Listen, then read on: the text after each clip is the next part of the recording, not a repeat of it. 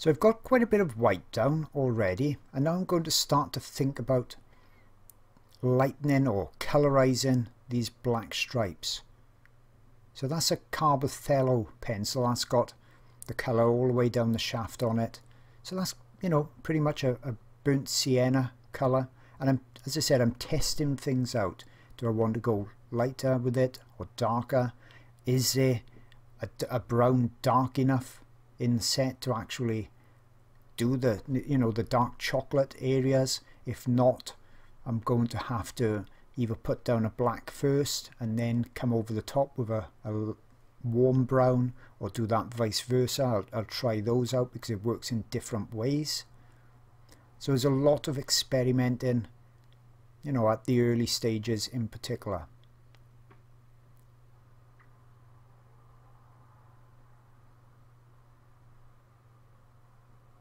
You see I put a different brown over the top, a darker brown, but I still wanted it to look quite rich as well.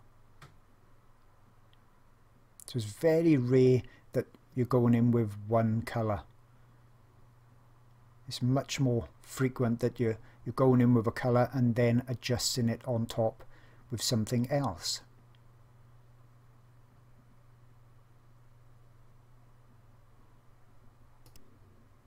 So the way I'm working now, as I said, it's really trial and error. I've tried out the colours on a bit of scrap paper, but you never quite know what it's going to come out like.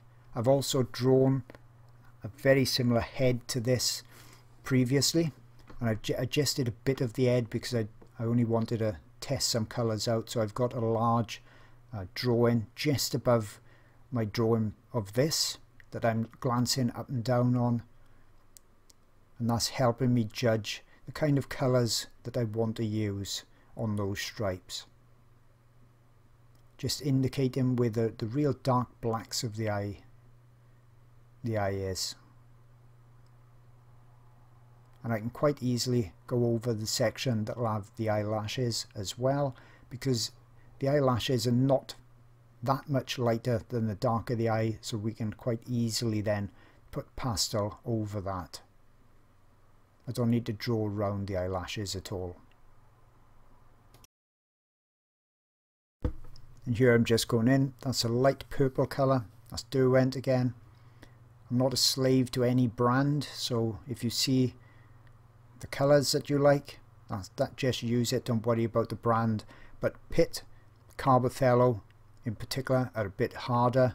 Derwent is slightly softer than those, but a bit more prone to snapping.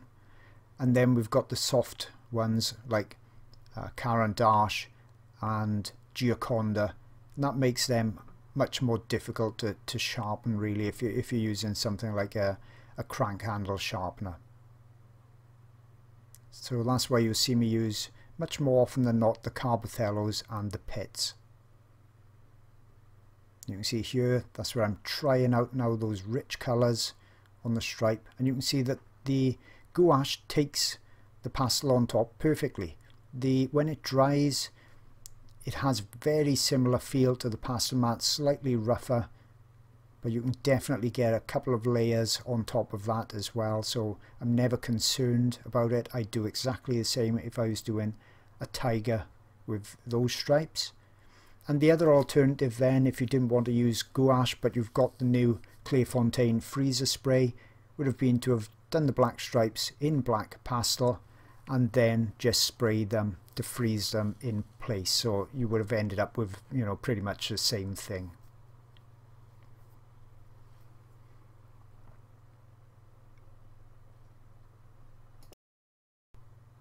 Now I'm going to continue blocking in and colorizing some of these stripes in this small area, and that's then going to set up the feel, you know, what I'm going to use on most of the zebra as I work on the other areas. So I'm going to be following very much a similar format on this, as far as blocking in the white areas, colorizing them a bit by glazing colors on top, and then putting in the stripes later. So what you're going to see on this video is quite a lot of a repetitive format. Obviously there's lots and lots of stripes.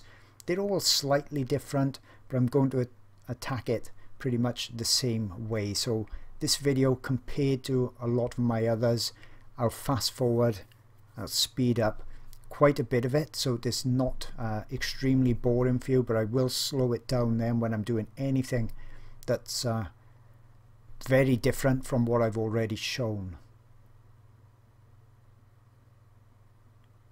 You can see I'm using quite sharp pencils because I need a fairly sharp edge.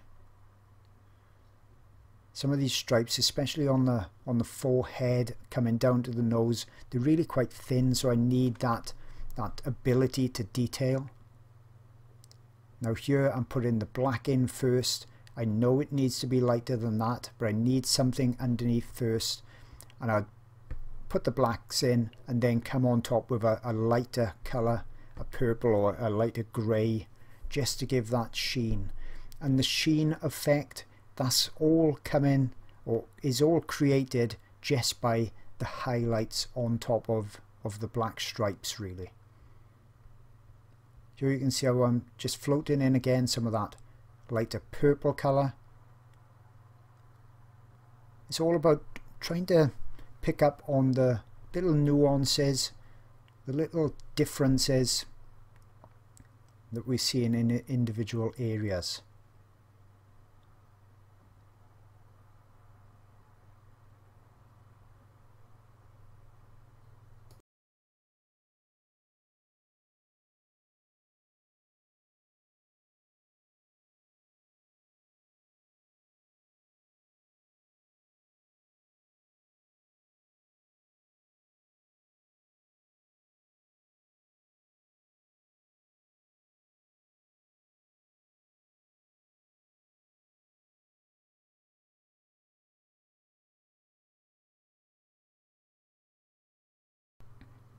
Now this area coming up from just in front of the eyes onto the forehead, you can see there's a lot of richness where that sienna colour is really bleeding into the white as well.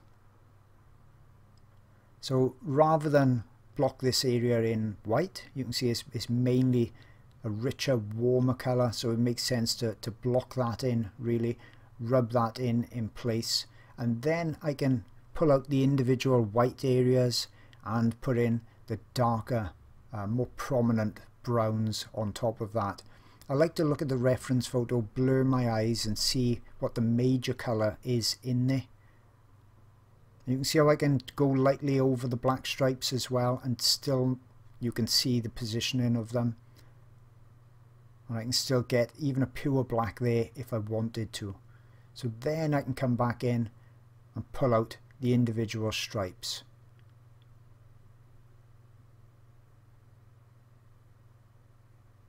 You see quite a steady hand to separate them, and all of a sudden the zebra is starting to look more like it's got some shape and form to it. I don't have to follow all of these stripes, let's just ease up on that and just put in the general impressions on where they're going. I'm not counting excuse me, I'm not counting stripes or anything at all. I'm just roughly putting them in the place I'm seeing on the reference photo. The major stripes, yes, I've got those in the right place, but when we're talking about the little areas where they're all clumped together, I'm not concerned about them at all in those areas. I can, because my fingers are a bit bigger than I wanted to blend in this area, that's when I can use these paper stumps. Just pushing the pastel into the surface, it creates a smoother appearance. And although pastel matte doesn't create much dust, by pushing it in like this, it's even less, and allows me to put in more layers on top.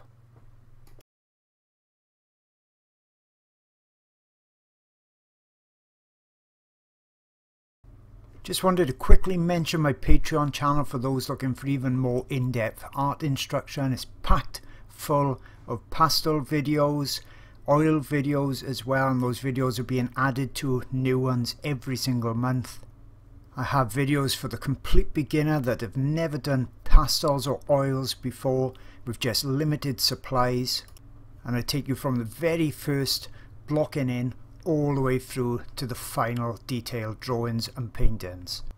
I've also got some really unusual subjects as well, and in all of my videos I always take you through all the details. You see everything I do, how I create my work.